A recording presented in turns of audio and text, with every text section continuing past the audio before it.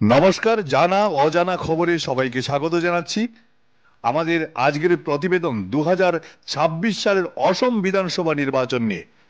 আজকের এই প্রতিবেদনে বিজেপির শক্ত ঘাঁটি হিসাবে পরিচিত শিলচর বিধানসভা আসন নিয়ে কিছু কথা।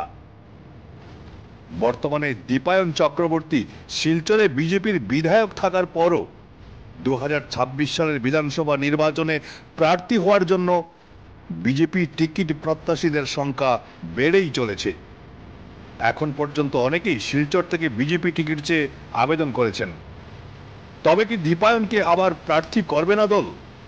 এ ব্যাপারে আলোচনায় না গিয়ে আজ এমন একজন প্রচার বিমুখ ব্যক্তির প্রসঙ্গ নিয়ে এসেছি, যিনি শিলচর থেকে প্রার্থী হওয়ার জন্য মুখ্যমন্ত্রী থেকে শুরু করে রাজ্য বিজেপি সভাপতি দিলীপ শইকীয়া এবং অন্যান্যদের কাছে আবেদন পাঠিয়েছেন। সেই ব্যক্তি হচ্ছেন আইনজীবী ধর্মানন্দ দেব। শিলচর থেকে তিনি প্রার্থী হওয়ার ইচ্ছা প্রকাশ করতেই টিকিট কেন্দ্রিক সমীকরণ অনেকটা পাল্টে গেছে। আমরা জানি না দল তাকে প্রার্থী করবে কি না, তবে আইনজীবী মহল থেকে শুরু করে চিকিৎসক, ব্যবসায়ী, সাংবাদিক, সমাজকর্মী সহ বিভিন্ন মহলে ধর্মানন্দ দেবকে নিয়ে শুরু হয়েছে চর্চা। বহু গুণের অধিকারী আইনজীবী ধর্মানন্দ দেবকে শিলচর থেকে প্রার্থী করার জন্য 3 শতাধিক আইনজীবী এগিয়ে এসেছেন। রাজ্য বিজেপি সভাপতির কাছে স্মারকপত্র পাঠিয়ে ধর্মানন্দ দেবকে প্রার্থী করার জন্য পরামর্শ দিয়েছেন এই 3 শতাধিক আইনজীবী। আপনারা হয়তো ভাবছেন ধর্মানন্দ দেব 2 দিন আগে বিজেপিতে এসে প্রার্থী হতে চেয়েছেন বা প্রার্থী হতে চাইছেন। এমন ভাবলে সম্পূর্ণ ভুল। ধর্মানন্দ দেব 1997 সালে বিজেপির সদস্য হন।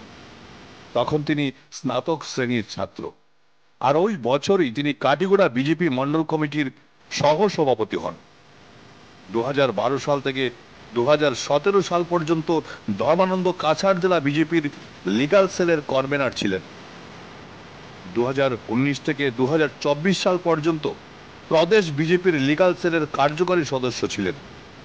বর্তমানে আবারও ধর্মানন্দ কাছাড় জেলা বিজেপির লিগাল সেলের কনভেনার। রাজনৈতিক বিশেষজ্ঞ মহলের মন্তব্য, বিজেপির রাজ্য নেতৃত্ব বুদ্ধিজীবী সমাজের মতামত ও জনসমর্থনের বার্তাকে গুরুত্ব দিয়ে সিদ্ধান্ত নিতে হবে। এবার দেখে নিন কি বললেন আইনজীবী ধর্মানন্দ দেব।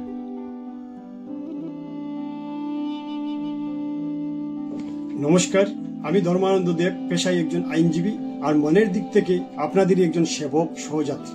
দীর্ঘদিন ধরে ভারতীয় জনতা পার্টির একজন নিষ্ঠাবান কর্মী হিসাবে দল ও জনতার পাশে থেকে কাজ করে যাচ্ছি নিঃশব্দে, নিরলসভাবে।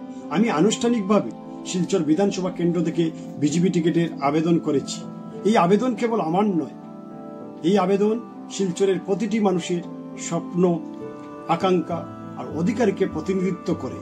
আমার লক্ষ্য হচ্ছে স্পষ্ট: যুবকদের জন্য কর্মসংস্থান, প্রবীণদের জন্য যত্ন ও স্বাস্থ্যসেবা, মা বোনদের জন্য নিরাপত্তা ও সম্মান, এবং এক স্বচ্ছ দুর্নীতিমুক্ত প্রশাসন গড়ে তোলা।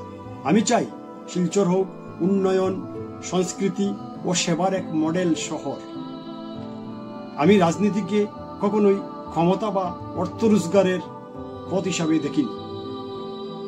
আমার কাছে রাজনীতি মানে জনসেবা, দায়িত্ব, আত্মত্যাগ আর মানুষের পাশে দাঁড়ানো।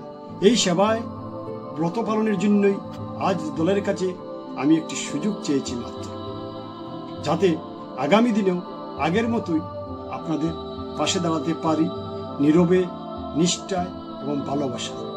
আপনাদের আশীর্বাদই আমার সাহস, আপনাদের সমর্থনই আমার শক্তি। জয় শ্রীরাম, ভারত মাতা কি জয়। নমস্কার।